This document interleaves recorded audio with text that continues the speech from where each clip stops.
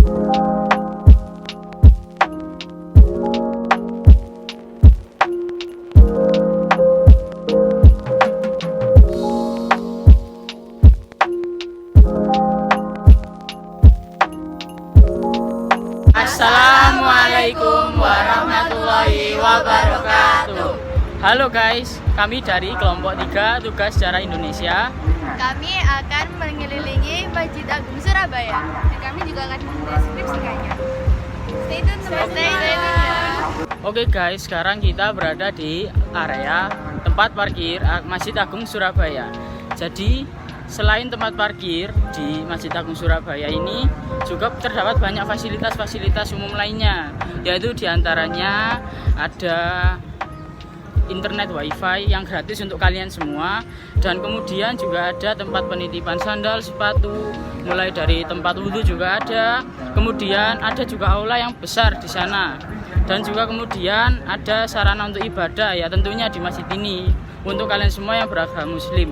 Jadi di sini selain untuk ibadah juga, jadi di sini juga tempatnya sangat banyak menyediakan fasilitas untuk kamu yang suka traveling ya, khususnya di daerah Surabaya ini, karena Masjid Agung Surabaya ini juga sangat terkenal dengan ciri khasnya yaitu di Surabaya.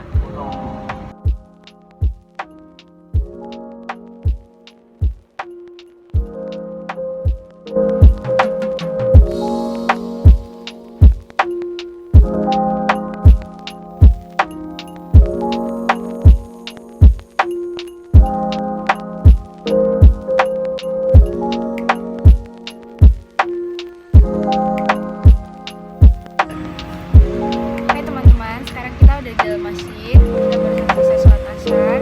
Tadi untuk tempat duduknya itu ada di bawah masjid, terus untuk tempat sholatnya itu ada di lantai atas. Terus waktu kita tadi masuk itu tuh udah terlihat nuansa megahnya, rasa nyaman, sejuk, terus banyak pengunjung atau jamaah yang sedang beribadah. Selain itu, mulai dari luar sampai ke dalam itu banyak banget kaligrafi yang bagus. Selain itu juga di mimbarnya itu juga banyak ornamen yang bernuansa Arab, itu bagus banget. Oh iya, dan juga kalau ada buat pengunjung atau orang-orang lain yang dari luar ingin mengunjungi ke Masjid Agung Al-Akbar Surabaya atau ya pengunjung untuk beribadah, itu bisa banget karena di sini udah difasilitasi seperti sajadah Al-Quran ataupun mukena bagi kaum wanita yang ingin beribadah di sini.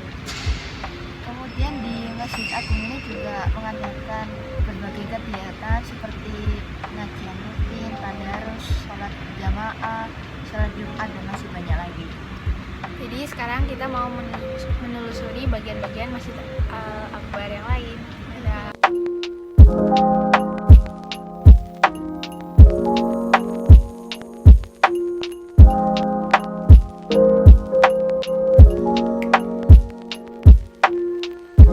Jadi sekarang kita mau keluar masjid, kita mau ambil sepatu. Terus habis itu kita mau jalan-jalan ke masjid lagi, ke tempat-tempat ya yang lain. Terus kita juga mau melihat fakta unik dari Masjid Agung. Jadi teman-teman, berikut ini adalah fakta-fakta unik dari Masjid Al-Akbar. Nah, di masjid ini tidak cuma sebagai sarana untuk beribadah, tapi juga ada sebagai sarana edukasi. Seperti yang kalian lihat di belakang saya, ini adalah taman bermain untuk anak-anak PAUD, dan juga ada Madrasah Ibtidaiyah dan Mahat Ali. Jadi ini adalah fakta kedua dari Masjid Al-Akbar.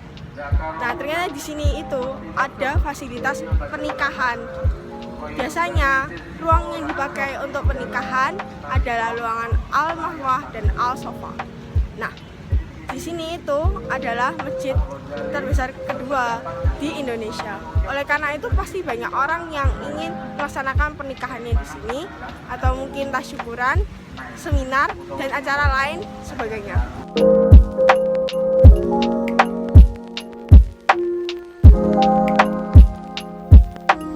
Fakta ketiga yang ada di masjid ini adalah masjid ini mempunyai fasilitas kesehatan seperti poli gigi, poli umum, dan ada juga fasilitas untuk bekal.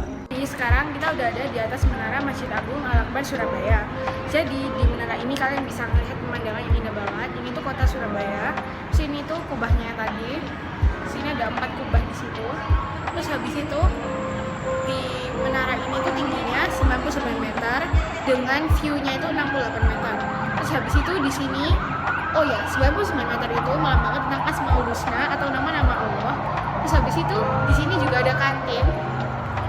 Kalau kalian udah lapar atau haus, ya kalian bisa beli di sini. Untuk naik ke atas menara ini kalian bisa gunain lift. Nanti ada penjaganya. Ini tuh liftnya. Terus ini tuh merupakan lambang ikonik dari Masjid Agung Al-Akbar Surabaya. Rencananya menara ini tuh dibangun sebanyak 6, tetapi karena pertimbangan secara teknis dan biaya, menara ini hanya dibangun 1.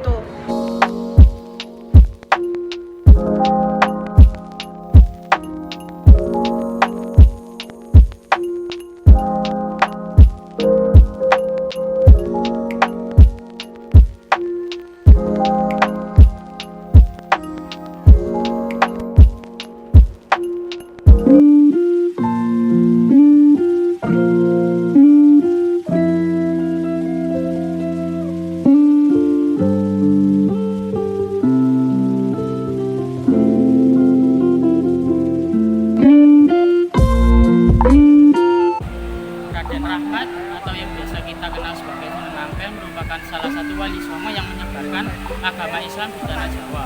Beliau diperkirakan lahir di Champa, yaitu di negara Kamboja pada tahun 1401. Ayahnya yang bernama Maulana Malik Ibrahim yang atau biasa kita kenal sebagai Sunan Gresik, dan kemudian istri dari Sunan Ampel sendiri yaitu Dewi Karimah dan Dewi Chandrawati.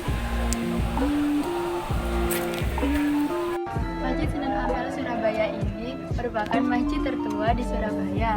Lokasinya berada di Jalan Pertukangan, Kelurahan Ampel, Semampir, Surabaya, Jawa Timur. Jadi, apa sebenarnya yang membedakan masjid ini dengan masjid lainnya? Nah, yang pertama itu adalah di masjid ini pengunjungnya bisa ribuan orang setiap hari. Pada hari biasa, pengunjungnya bisa sampai 3.000 sampai 4.000 orang. Sedangkan pada hari libur atau hari besar lainnya bisa mencapai 10.000 orang. Mengapa ini bisa terjadi? Karena tidak cuma masjid yang ada di sini, tapi juga ada makam Sunan Ampel. Dan biasanya banyak orang yang berziarah ke sini dan berdoa di makam Sunan Ampel. Jadi, fakta kedua yang ada di Masjid Sunan Ampel ini adalah masjid ini dibangun pada masa kerajaan Majapahit. Seperti yang kalian tahu bahwa kerajaan Majapahit raja-rajanya menganut agama Hindu. Tetapi ada seseorang bernama Raden Muhammad Ali Rahmatullah yang membangun masjid ini yang biasa dibilang Sunan Ampel, sehingga masjid ini bisa berdiri sampai pada saat ini. Yang ketiga ini keunikannya adalah dia ini adalah tempat ziarah terbesar di Surabaya sekaligus yang kedua yang diresmikan oleh pemerintah Surabaya. Di sini tidak cuma hanya ada makamnya Sunan Ampel, tapi juga ada makam-makam lainnya seperti istrinya dan anak-anaknya serta keluarga sekitar. Di makam Sunan Ampel Surabaya ini juga terdapat makam-makam tokoh-tokoh besar di Indonesia. Makam utama dari Sunan Ampel Surabaya ini terdapat di belakang masjidnya sendiri, yaitu makam dari Sunan Ampel, istrinya dan juga anaknya dimakamkan. Di makam Sunan Ampel ini terdapat makam Tito Haji Mansur, yang dimana makam itu sangat sederhana dan tidak ada bangunan apapun di atasnya. Dan di sini juga terdapat makam Mbah Soleh, orang Haji Soleh, yang makamnya tidak jauh dari Sunan Ampel. Makam Mbah Soleh ini dirawat oleh santri didiknya Sunan Ampel sendiri. Di sini juga terdapat makam Mbah Bonang. Makam Mbah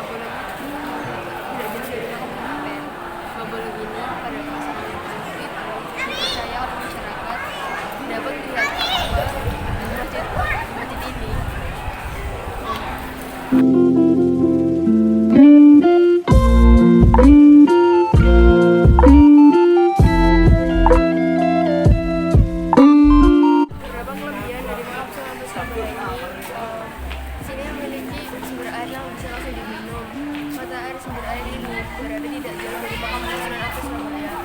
Beberapa untuk penjara biasanya mereka menampung di tempat seperti botol atau mereka bisa langsung mengunjungi tempat yang asli.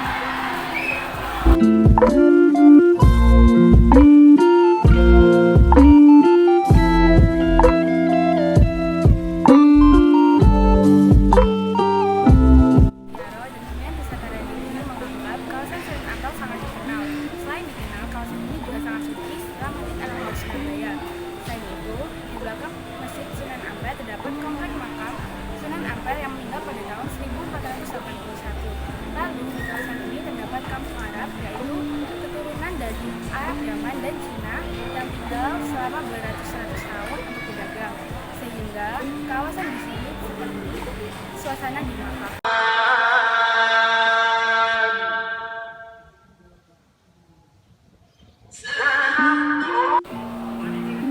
Tempat ini sebagai salah satu ziarah terkenal di kota Surabaya. Tempat ini difasilitasi berbagai macam. Salah satunya itu tempat wudhu dan kamar mandi yang berada di atas. Tak hanya itu, di belakang saya juga ada tempat